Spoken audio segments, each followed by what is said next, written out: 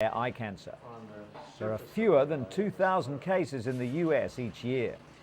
Eye tumours are hard to detect, generally only noticed when vision becomes affected. The cancer is killed with radiation, not with laser beams, but by this, a metal radiated plate which sits perfectly over the tumour. A continuous dose of radiation can be given this way for about 5 days. No one knows what causes eye cancer, but they do know that older people with light skin are most at risk. Richard can't feel the radiated plate in his eye, and in 5 days' time it will be removed. According to the specialists, he has a 99% chance of not only killing the tumour, but also keeping his vision. Quicker than I thought. Yeah, it moved on. And actually, And still on the subject of eyesight, virtually everyone in the Eurozone has experienced some anxiety about the recent change to the new currency. For the blind, getting to grips with the new notes and coins is a double hurdle. Several weeks before the currency change was to take effect, groups for the blind and partially sighted stepped up their information and training campaigns to try to reach the 6 million visually impaired people thought to live in the Eurozone. The ease with which the blind will adapt to the new cash depends on many factors: the extent of their sight loss, their age, the sensitivity of their fingertips, and the habits learnt from handling local notes and coins. At this training session, organised by the AVH Charity for the Blind, people were introduced to the new cash using one-sided dummy euro notes and coins provided by the European Central Bank. The coins are divided into 3 groups of similar design, with markings along the circumference edge, such as grooves, alternate smooth and serrated milling. Stars and letters also help with recognition using a process of elimination. The European Central Bank and various national blind organisations have also designed euro testers, plastic euro aids with braille. To identify notes, the euro tester must be bent in half. The note is then inserted and the section of note now sandwiched between plastic is bent back over. The height to which it comes against the plastic corresponds to its worth in braille.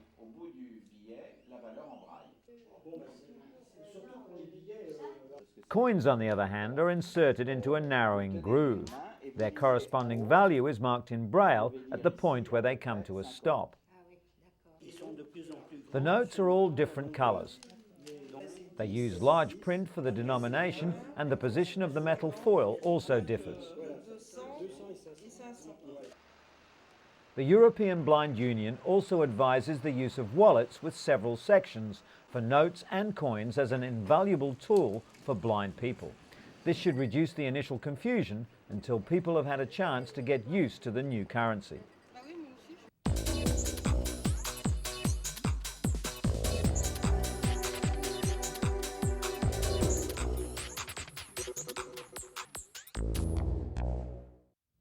Not have sexual relations with that woman.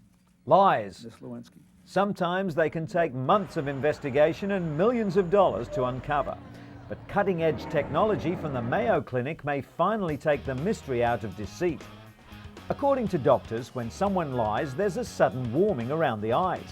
The new device detects these altered heat patterns using high-definition thermal imaging equipment, which picks up on the subtle metabolic changes that can occur instantaneously.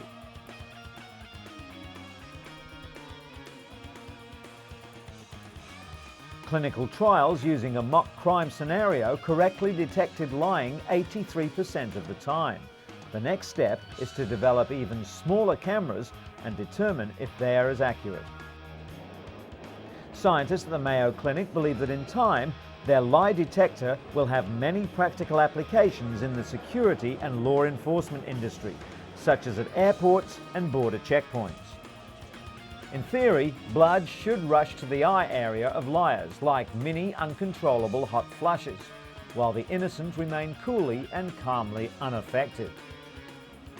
The system was first used to examine metabolic rate, but suddenly researchers realized that it was so sensitive it could detect fearfulness. As soon as that was confirmed, they decided to see if it could detect lying as well. Experiments in which 20 people were randomly asked to stab a mannequin, rob it of $20 and then profess their innocence showed the technique to be as effective as any existing polygraph test. The thermal camera correctly identified 90% of the true innocence. While polygraph tests have long been considered too slow and cumbersome to be used for airport security, thermal imaging cameras might be a practical and reliable alternative. New technology has also come to the aid of cystic fibrosis sufferers who've been unable until now to travel far from home. CF patients like Kristen McFall are using a new medical device to fight the deadly disease. She's now able to live by herself and not depend on others for treatment. The airway clearing device is called a vest, and it helps clean the lungs of excess mucus by oscillating the chest wall repeatedly. Melody Green has had 2 double lung transplants, and like most transplant patients, she underwent daily chest physiotherapy to keep her lungs functional, but with the vest, it was no longer necessary. Of all the lungs donated each year, only 12% have actually been usable, but the vest was modified recently to ensure the organs were kept in optimal condition even before transplantation, and that means that more lungs will be available for patients like Melody. And an English company is offering drowsy drivers a quick fix solution to keep them alert and safe on the roads. The British Oxygen Company claims that a blast of oxygen is enough to wake the body. A driver simply pulls over for a moment and with the canister provided sprays some pure oxygen into their lungs. According to AAA, drowsy driving is to blame for 100,000 serious crashes and up to 2,000 deaths every year in the US. Oxygen does provide the body with energy, but no study has shown that it can keep a tired driver alert. Robert Sinclair from the American Automobile Association believes there's no alternative to sleep. It only takes a second or two of what's called microsleep to spin off the road. Despite the warnings, the oxygen canister will soon be on sale at a cost of $5 a can.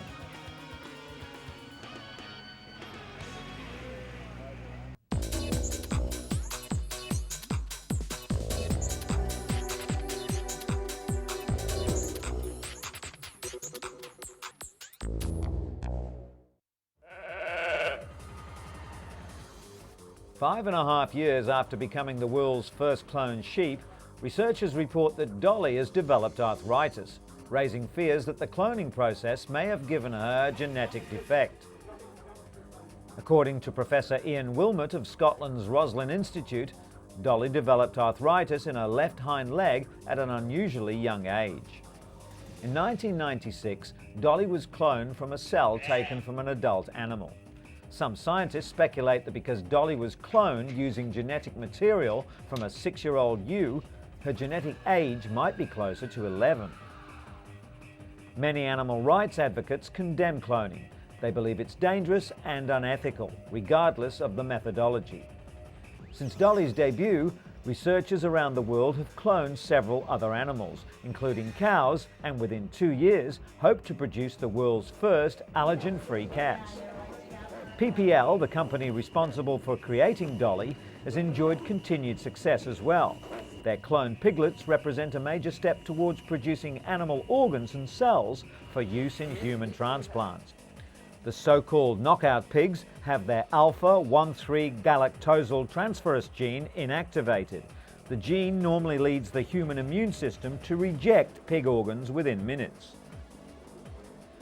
This vital step should enable animal organs and cells to be transplanted into humans without being rejected by the recipients.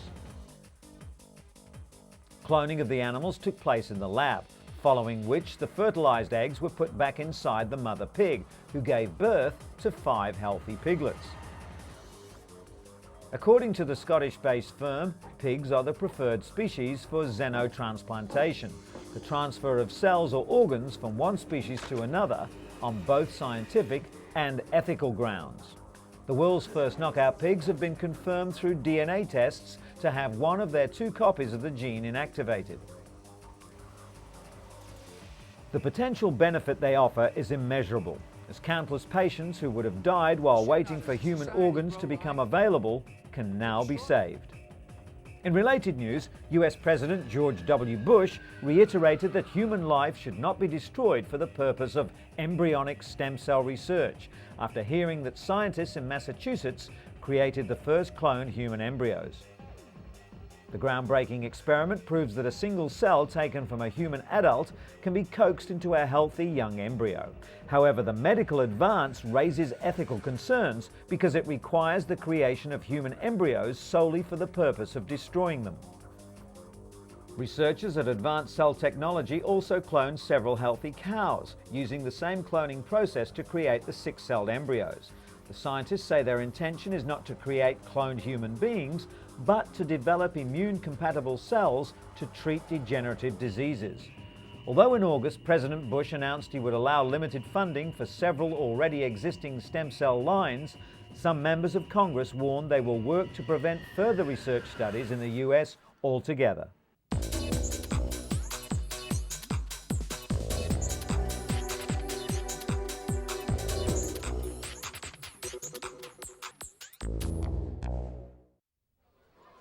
Slums are a normal part of city life in much of Africa.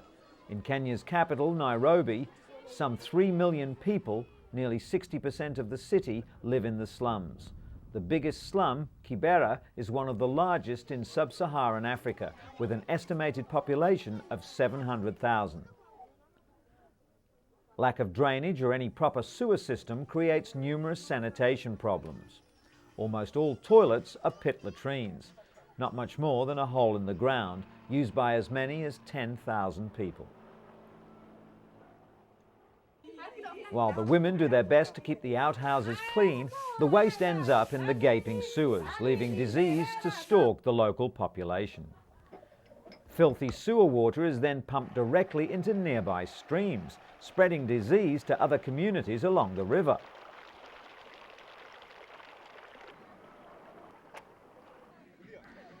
But the flying doctors from the African Medical and Research Foundation, or AMREF, have come to save the situation through an intensive health campaign aimed at improving the water and sanitation in the slums. A marathon race organised by AMREF, which attracted nearly 200 runners, many armed with toilet brushes, was run through the city streets in the Kenyan capital in aid of collecting money to build good, clean toilets for the slum dwellers. $100,000 was the target that the organisers were aiming for in order to build over 300 toilets. Currently, there's 1 toilet for every 10,000 people, so the additional facilities will come as quite a relief. And although he didn't enter the unusual race, Kenyan marathon runner Paul Tergat and his family were on hand to support this worthy cause. One practice that AMREF hopes to stamp out is an unpleasant phenomenon known as the flying toilets. With so few loos available in these parts, locals have been known to tie up their waste in plastic bags and then hurl the bags as far away as they can. The plastic projectiles invariably end up in rivers or in neighbouring compounds and are a serious health risk. Being hit by a flying toilet isn't much fun either.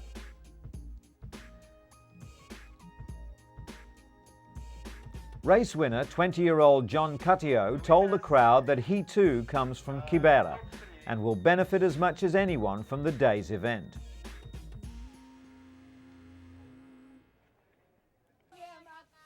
As the campaign to eradicate flying toilets in the slums continues, it's hoped that the slum dwellers will soon be able to do away with the practice completely and enjoy better health and sanitation for themselves and their families.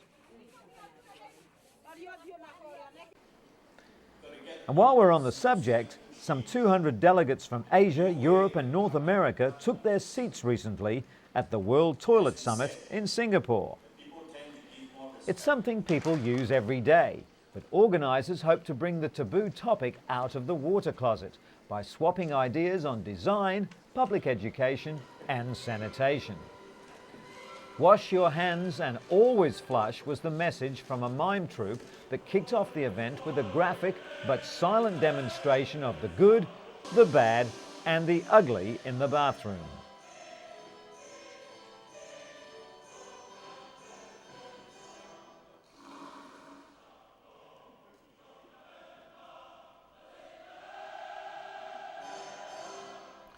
Singapore is already at the forefront of enforcing toilet etiquette with fines for not flushing and automatic devices that sense when to send the water surging. This woman's urinal from the Netherlands is contact-free. The user simply hovers over it without touching the bowl. Other exhibits included spa baths, basins, drains and bathroom fittings. While luxury items were a feature of the show, delegates were also reminded that according to World Health Organization estimates, 40% of the world's population still don't have access to adequate sanitation, leading to the spread of disease and 2 million deaths a year.